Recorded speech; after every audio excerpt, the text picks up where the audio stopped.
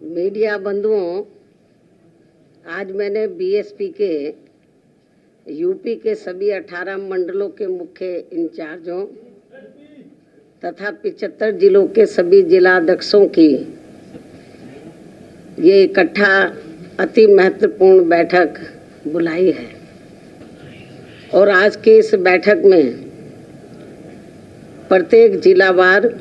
व उसके अंतर्गत आने वाली सभी विधानसभा की सीटों की प्रदेश में अगले वर्ष के शुरू में होने वाले विधानसभा चुनाव की पार्टी की तैयारी को लेकर सभी जरूरी पहलुओं पर गहन समीक्षा की जाएगी, जिसके तहत सबसे पहले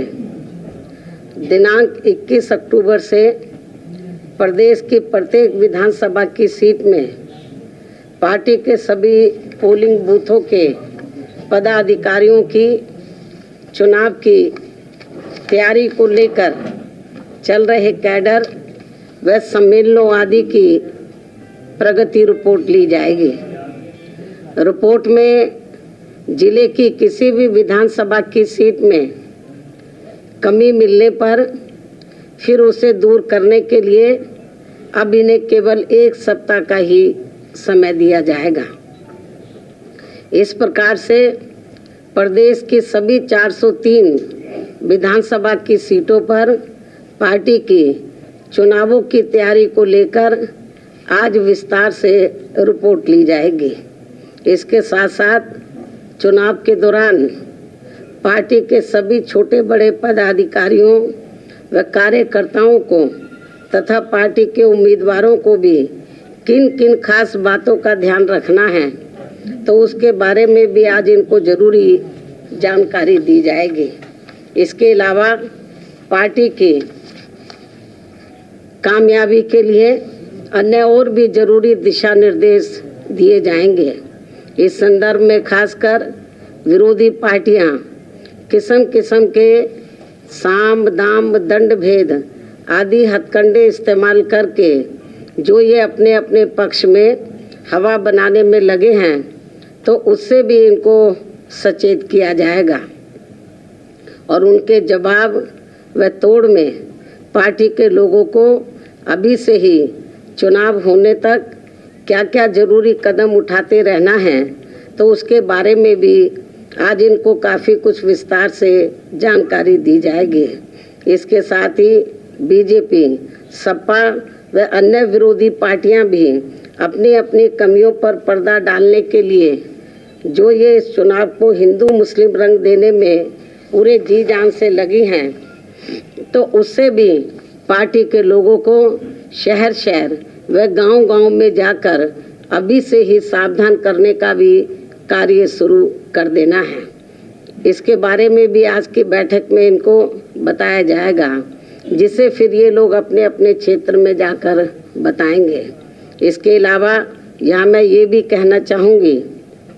कि प्रदेश में जो भी विरोधी पार्टी यहाँ सत्ता में आसीन रही है और भाजपा अभी भी सत्ता में आसीन है, तो इनकी सरकार की रही आम जन विरोधी नीतियों के बारे में बताने के साथ साथ बीएसपी सरकार की रही जनहितैषी नीतियों के बारे में भी पार्टी को प्रदेश की जनता को जरूर बताना है, ताकि यहाँ फिर से सन 2007 की तरह ही पुनः अपनी पूर्ण बहुमत की सर्वजन हिताय व सर्वजन सुखाय की नीतियों पर आधारित सरकार बन सके। वैसे इस मामले में आप लोगों को ये विदित है कि बीएसपी की चारों रही सरकारों ने प्रदेश में हर मामले में व हर स्तर पर यहाँ अन्याय, अपराध, भय व भ्रष्टाचार मुक्त तथा विकास युक्त वातावरण पैदा करने के साथ साथ विशेषकर कमजोर वर्गों, गरीबों, मजदूरों, बेरोजगारों, किसानों, छोटे व्यापारियों एवं अन्य मेहनतकश लोगों के हितों के लिए भी जो अनेकों ऐतिहासिक व अति महत्वपूर्ण कार्य किए हैं, तो उन्हें प्रदेश की जनता अभी तक भी भूली नहीं है। जिसे खास ध्यान में रखकर ही पार्टी के लोगों को इस चुनाव में वोट मांगना है, ये भी इनको बताया जाएगा। इसके साथ ही यहाँ मेरा ये भी कहना है कि यूपी की जनता ने आज़ादी के बाद यहाँ शुरू में काफ़ी लंबे समय तक कांग्रेस पार्टी व बाद में सपा, बीजेपी एवं बीएसपी आदि का भी शासनकाल देखा है, लेकिन इस मामले में प्रदेश की जनता अपनी पूरी ईमानदारी से ये बताए कि इन सभी पार्टियों के शासनकाल में से किस पार्टी का हर मामले में व हर स्तर पर बेहतरीन शासनकाल रहा है। ये मैं मीडिया के माध्यम से प्रदेश की जनता से पूछना चाहती हूँ। तो फिर प्रदेश की आम जनता एवं दबी जुबान में विरोधी पार्टियों के लोग भी यही कहेंगे कि बीएसपी का ही बेहतरीन शासनकाल रहा है। इसलिए प्रदेश की जनता को अब मेरा यही कहना है कि उन्हें अपने हित व कल्याण को ध्यान में रखकर वे इस चुनाव में किसी भी भावना में न बहकर तथा इनके प्रलोभन भरे चुनावी घोषणा पत्रों आदि के भी बहकावे में न आकर बल्कि बीएसपी के ही रहे बेहतरीन शासनकाल को फिर से यहाँ सत्ता में वापस लाना है, जिसकी इस समय प्रदेश की जनता को काफ़ी सख्त ज़रूरत भी है। इसके अलावा बीजेपी का ये कहना कि इस बार चुनाव में बीजेपी 300 से ज़्यादा सीटें जीतने वाली है, तो इसमें अभी कोई ज़्यादा दम हमें नज़र नहीं आता है, वरना फिर ये पार्टी चुनाव होने से कुछ समय पहले यहाँ आए दिन ताबड़तोड़ असंख्य घोषणाएं, शिलान्यास एवं अधकच्चे कार्यों के उद्घाटन व लोकार्पण आदि नहीं करती। साथ ही ये पार्टी अपने केंद्रीय नेताओं व केंद्र सरकार के वरिष्ठ मंत्रियों को भी अब यहाँ थोक में नहीं भेजती। इनके साथ साथ यूपी सरकार के मुख्यमंत्री एवं मंत्रियों व पार्टी के वरिष्ठ नेताओं को भी एक एक जिले में फिर कई बार नहीं जाना पड़ता तथा ना ही इनको चुनाव घोषित होने से कुछ समय पहले यहाँ प्रदेश की जनता को व छात्रों आदि को भी किस्म के लालच आदि नहीं देने पड़ते। यदि यही स्थिति हमें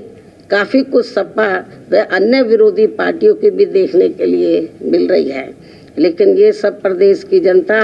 काफ़ी अच्छी तरह से समझ रही है। इसलिए मुझे पूरा भरोसा है कि यूपी की जनता अब इनके किसी भी प्रलोभन व हथकंडे आदि के बहकावे में आसानी से आने वाली नहीं है, बल्कि इस बार बीएसपी ही जरूर सत्ता में आने वाली है। और इसका मुझे अपने जमीन से जुड़े कार्यकर्ताओं व छोटे बड़े पदाधिकारियों आदि पर पूरा भरोसा भी है, जो मेरे दिशा निर्देशन में अपने क्षेत्र की प्रत्येक विधानसभा में उसके सभी पोलिंग बूथों के क्षेत्र में वहाँ के लोगों को हर मामले में चुनावी तौर पर जागरूक करने में लगे हैं। वैसे भी अब प्रदेश की जनता वास्तव में यहाँ परिवर्तन चाहती है और अब वह बीएसपी को इस सत्ता में लाने का अपना काफ़ी कुछ मन बना चुकी है। इस उम्मीद व भरोसे के साथ ही अब मैं अपनी बात यही समाप्त करती हूँ। धन्यवाद।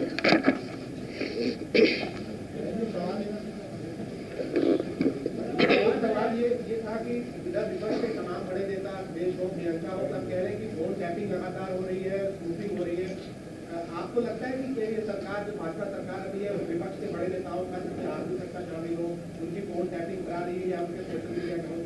को? इसके बारे में मुझे यही कहना है कि जब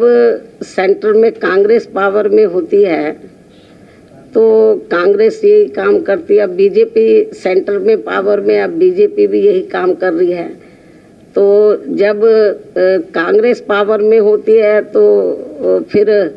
बीजेपी यही आरोप लगाती है, और जब बीजेपी है तो अब दूसरी पार्टी, अब कहाँ तक सच्चाई है ये तो मैं नहीं कह सकती हूँ। लेकिन जब ये आम चर्चा है कि फ़ोन टेपिंग हो रहा तो हो सकता है इसमें सच्चाई हो।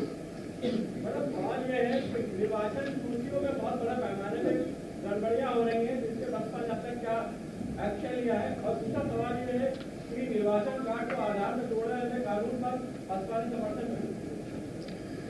इसके बारे में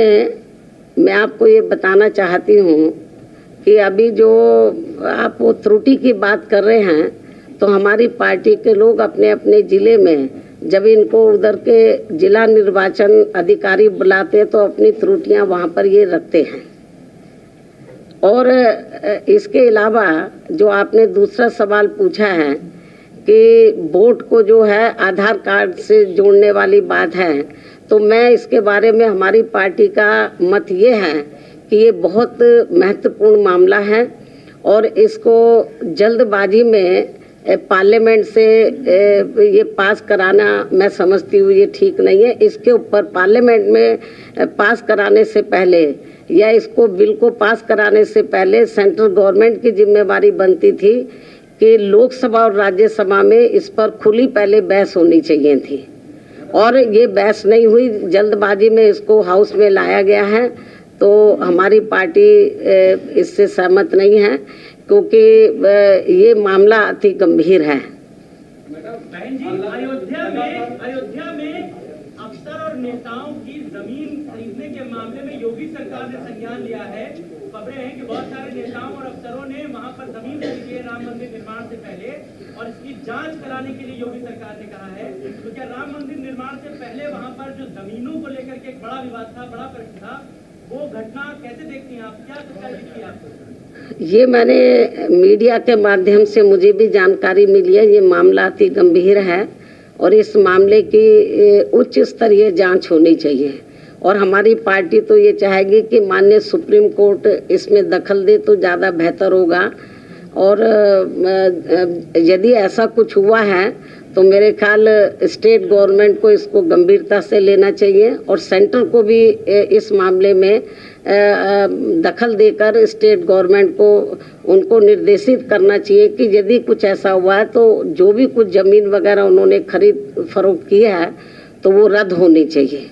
मामला चल रहा है, काफी दिनों से वो लोग धरने पर बैठे हैं जो गार्डन में कई मेहनत से हैं, उस पर आपकी पार्टी का क्या दोबारा रिपीट करो। 69,000 शिक्षक भर्ती मामला चल रहा है, उनका कहना है कि घोटाला हुआ है, बहुत बड़ा घोटाला है, और इसको लेकर काफी दिनों से वो जो है धरने पर बैठे हैं, लगातार जो है भाजपा कार्यालय में प्रदर्शन करते हैं, कई जगह कर चुके हैं। इसके बारे में मैं कई बार आपको बता चुकी हूँ, फिर मैं बताना चाह रही हूँ कि उनका जो आरोप है तो वो जो आरोप लगा रहे तो हो सकता है उसमें सच्चाई हो, तो इस मामले की जांच होनी चाहिए और उनकी जो शिकायतें हैं स्टेट गवर्नमेंट को चाहिए उसको दूर करना चाहिए। लड़की की शादी की उम्र 21 साल सरकार करने जा रही है। बहन जी, छोटे दल उनके साथ आ रहे हैं, यहाँ तक बीएसपी के भी बहुत सारे विधायक सपा में जा चुके हैं। सपा का कहना है कि ये नई हवा सपा के साथ है, आप क्या कहेंगे? ये तो वक्त ही बताएगा, जब रिजल्ट आएगा तो फिर आप मेरे से सवाल पूछना। बहन जी, सवाल ये कि बीजेपी के तमाम नेता रैली कर रहे हैं, प्रधानमंत्री से लेकर के अमित शाह सभी लोग यूपी में हैं, आपकी रैली की कब से शुरुआत हो सकती है? आपको बता दिया जाएगा। जो मैदान में जो इधर उधर घूम रहे हैं उनको घबराहट है, उनको बड़ी घबराहट हो रही है, पता नहीं वो पावर में आए ना आए, बीजेपी को भी हो रही है, सपा भी सोच रही है, तो इसलिए ये बेचारे मारे मारे घूम रहे हैं। तो हमारी पार्टी के लोग अपने जमीन पे उधर जो है हर पोलिंग बूथ स्तर पर अपने काम में लगे हैं, और जब वक्त आएगा तो आपको बता दिया जाएगा कि मैं मैदान में कब निकल रही हूँ। लड़की की शादी की उम्र सीमा 21 साल हो गई है, इम्प्लीमेंट होने जा रहा है, इसका आपका क्या कहना है? क्या बोला?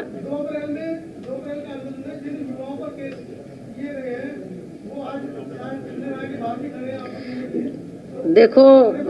इस संबंध में मैंने एक बार नहीं कई बार तो स्टेट गवर्नमेंट को आगाह किया है, और प्रेस में भी मैंने बोला है कि उनके मामले ख़त्म होने चाहिए, और उन्होंने कोई किसी के साथ अन्याय अत्याचार नहीं किया था, अपने वो जायज़ मांगों को लेकर वो मैदान में उतरे थे, तो ये मामला लंबे अरसे से अटका पड़ा है, ये अच्छी बात नहीं है, और स्टेट गवर्नमेंट को इसको देखना चाहिए, और इस मामले को पार्लियामेंट में भी हमारी पार्टी ने इसको कई बार उठाया है। बहन जी, लड़की की शादी की उम्र 21 साल सरकार ने कर दी है, ये इम्प्लीमेंट होने जा रहा है, इस पर बसपा का क्या कहना है? अब आपके पास कोई सवाल नहीं बचा है। धन्यवाद।